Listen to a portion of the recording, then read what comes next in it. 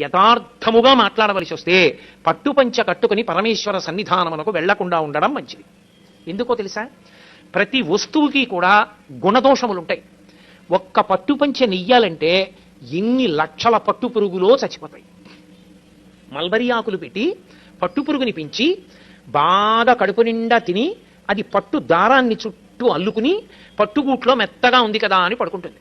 ఇక అది పడుకుని నిద్రపోవడం మొదలెట్టిన తర్వాత ఇక అది బయటికి రాలేదు, ఇక పట్టుదారం మొదలదు. ఇప్పుడు ఆ పురుగును ఒక్కదాన్ని తీసి బయటపడాయాలంటే పట్టు కాయని కోసేయాలి. కోసేస్తే దారం ఇంతంత ముక్కలు అయిపోతుంది. అందుకే పట్టు కాయలన్నీ ఏం చేస్తారంటే మరుగునీళ్లలో పడేస్తారు. మరుగునీటిలో పడిపోగానే ఆ పట్టు పురుగుకి తెలివి వస్తుంది. అది బయటికి వెళ్ళిపోవాలని దారాల మధ్యలోంచి పెడుతున్న మరుగునీటికి శరీరం ఉడికిపోతుంటే గిల గిల గిల గిల కొట్టుకుంటుంది. కొట్టుకుని బయటికి వెళ్లే మార్గం లేక తానల్లుకున్న గూట్లో తానే చచ్చిపోతుంది. చనిపోయిన తర్వాత పట్టుకాయని తీసుకొచ్చి కండికి పెట్టి తిప్పుతారు. తిప్పి దారాన్ని యువతలకి తీసేసి ఆ పట్టు కాయని దాంట్లో ఉన్నటువంటి పురుగుని వీధిలో పారేస్తారు. ఎంతో హింస ఉంది ఒక పట్టుపంచలో.